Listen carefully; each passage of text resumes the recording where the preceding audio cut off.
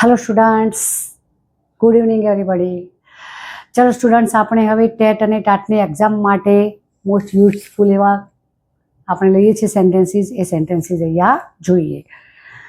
11th number, Parth filled 10 liters of petrol to go to Ahmedabad.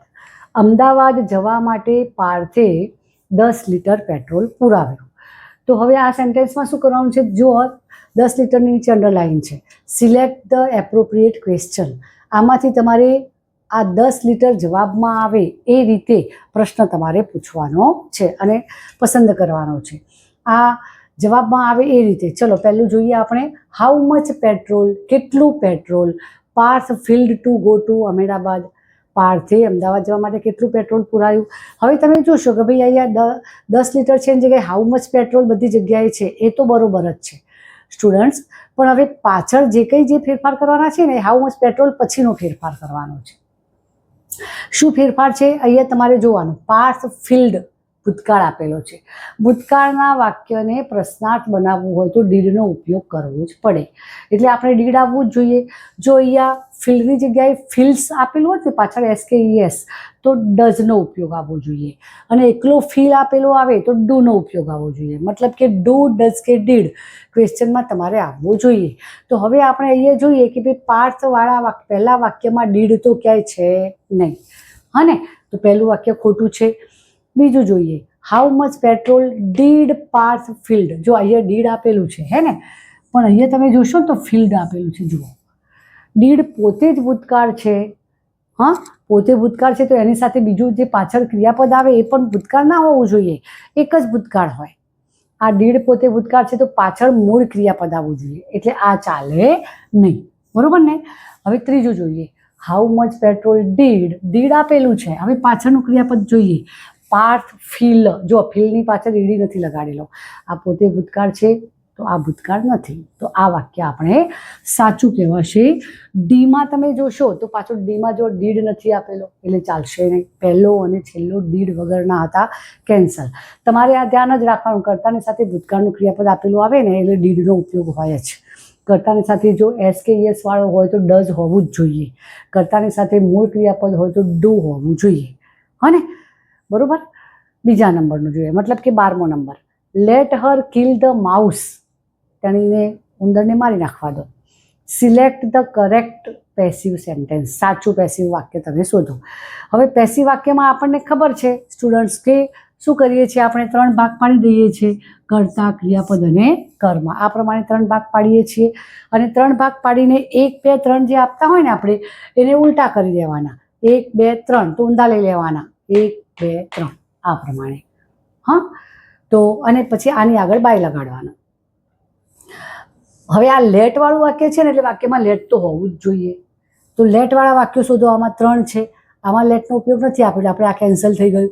હવે લેટવાળા વાક્યમાં જુઓ, લેટ આવશે પછી તરત જ આપણે 2 ભાગ પાડ્યા ને, 1, 2 ને 3 ભાગ પાડ્યા, એમાંથી 3, 2, 1 આ રીતે ઊંધું લેવાનું થશે. હા ને, તો લેટ અને આ લેટનું ટુ બીનું રૂપ લેવાનું. હંમેશા સેકન્ડ નંબર લો ને, આપણે 1, 2, 3 નું 3, 2, 1 કરીએ ને તો શું હોય ખબર છે? 3 લઈને પછી સેકન્ડ નંબરમાં હંમેશા to be plus past participle આવવું જ જોઈએ. ટુ બીનું રૂપ આવવું જ જોઈએ. વર્તમાનકાળના ટુ બીના રૂપો એમ ઇઝ આર, ભૂતકાળના વોઝ વેર, ભવિષ્યકાળના શેલ બી કે વિલ બી. ફોર એક્ઝામ્પલમાં આપણે એમ કહીએ, જુઓ કે આઈ વિઝિટ કાંકરિયા. હવે આમાં 3 ભાગ પાડી દો, 3 થઈ ગયા. હવે આ 3 ભાગ પાડીને આપણે એને શું કરવાનું? આ 3 નંબર પહેલો લો. હા, કાંકરિયા.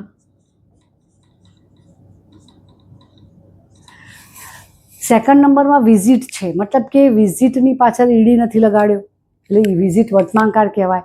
તો વર્તમાનકાળનું ટુ બીનું રૂપ લેવાનું. ટુ બીનું રૂપ આવવું જ જોઈએ. ટુ બીના રૂપો વગર પેસિવ બને નહીં સ્ટુડન્ટ્સ, યાદ રાખવાનું. તો આપણે વર્તમાનકાળના ટુ બીના રૂપો કયા કયા છે? Am, is, are. એ એમ, ઇઝ, આરમાંથી કાંકરિયાની સાથે કયું લાગુ પડી શકે? ઇઝ. અને પછી વિઝિટનો પાસ્ટ પાર્ટિસિપલ કરો, વિઝિટેડ. હા, આ સેકન્ડ નંબર આવી ગયો, થર્ડ. અને હવે 1ની આગળ બાય લગાડી દો, બાય મી થઈ ગયું. બરાબર, આ 1 થઈ ગયું. 3, 2, 1. તો સેકન્ડ નંબર જે આવે છે એમાં ટુ બીનું રૂપ કમ્પલસરી છે. જો કેન આપેલું આવે ને આઈ કેન, તો કેનનું ટુ બીનું રૂપ થાય કેન બી. હા, માનો કે ફોર એક્ઝામ્પલમાં બીજું લઈએ આપણે, he can solve this question. Number આપો, 1 નંબર, 2 અને આ 3. હવે આપણે પેસિવમાં ફેરવીએ તો શું કરીશું? ધીસ ક્વેશ્ચન પહેલું લઈ લીધું, કેનનું ટુ બીનું રૂપ મૂકો, કેનનું ટુ બીનું રૂપ થશે કેન બી. સોલ્વનું સોલ્વડ, પાછળ ડી લાગી જાય, સેકન્ડ નંબર. અને હીની આગળ બાય લગાડો, બાય હિમ. એટલે અહીંયા તમારે જો કેન હોય તો કેન બી, કુડનું કુડ બી, મેનું મે બી, માઇટનું માઇટ બી, મસ્ટનું મસ્ટ બી, શુડનું શુડ બી, વિલનું વિલ બી. બરોબર. પછી હેવનું હેવ બીન, હેઝનું હેઝ બીન, હેડનું હેડ બીન. અને આ લેટ હોય તો લેટ બી થાય, લેટ હોય તો શું થાય? લેટ બી થાય. ઓકે, તો આપણે અહીંયા લેટનું ટુ બીનું રૂપ લેવાનું થશે. એટલે લેટ બી, લેટની સાથે બી આવવો જોઈએ.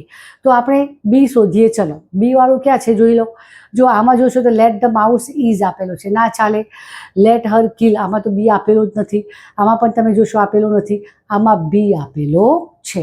લેટનું ટુ બીનું રૂપ, ટુ બીનું રૂપ હોવું જ જોઈએ પેસિવ બનાવો ત્યારે. હા ને?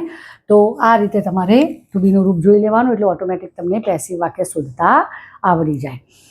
13મા નંબરનું, many times he helps those. ઘણીવાર એ એવા લોકોને મદદ કરે છે કે જેમને હી ડઝન્ટ નો, એ જાણતો પણ નથી હોતો, કે જેમને આવવું જોઈએ આપણે. અને હું એટલે કે જે થાય, કે જે તે જાણતો નથી એવું તો ના કહેવાય ને. ઘણીવાર તે એવા લોકોને જાણે છે કે જે જાણતો નથી, એવું નહીં, કે જેમને નથી જાણતો. વીચ એટલે પણ કે જે થાય, આ માણસ માટે છે. હા, અને વીચ એ વસ્તુ કે પ્રાણી માટે છે. વોટ એટલે જે કંઈ થાય, અહીંયા પણ જે કંઈ પણ ચાલશે નહીં. અને હુમ એટલે કે જેને. હા, ઘણીવાર એવા લોકોને મદદ કરે છે કે જેમને તે ઓળખતો પણ હોતો નથી. હુમ આવશે, ટ્રાન્સલેશન કરતા ના આવડે તો પાછળ ટુ બી કે ક્રિયાપદ આવે ને તો હુ કે વિચ લેવાય, અને વોટ પણ લઈ શકાય. અને પાછળ કોઈનું નામ આવે ને, I, we, you, he, she, it, they, અથવા કોઈ પણ નામ હોય, રિયા, મીના, ગીતા, રીટા, એવું કોઈ પણ વ્યક્તિનું નામ આપેલું આવે તો તમારે હુમ જ લેવાય. હા ને? આ યાદ રાખવાનું. 14th નંબર જોઈએ. Blank is the repetition of consonant sounds in a sequence of near by words. અહીંયા જુઓ, અલંકારનું આપેલું છે સ્ટુડન્ટ્સ, કે ખાલી જગ્યા અલંકારમાં કોન્સોનેન્ટનું રિપીટિશન થતું હોય છે.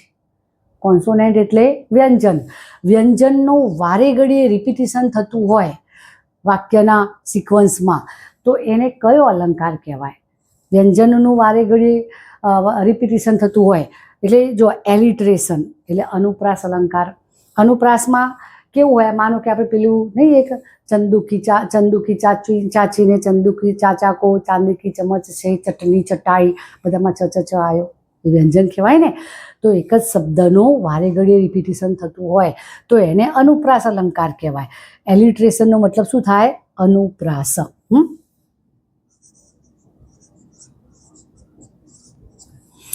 પછી હાઇપરબોલ, આનો મતલબ શું થશે?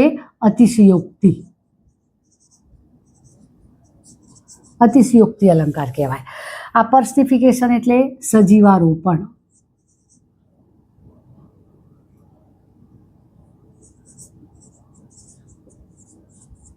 અને આયરની એટલે વક્રોક્તિ, જેમાં ટોન્ટ મારેલો હોય. આમાં સજીવારોપણનું આપણે વીજળીવાળામાં જોયું હતું, હે ને, કે નિર્જીવ વસ્તુમાં માણસનો ગુણ બતાવી દીધેલો હોય એમાં. અને અતિશયોક્તિભર્યું વર્તન કરતા હોય, અતિશયોક્તિભર્યું વાક્ય આવે ત્યારે એને હાઇપરબોલ કહેવાય.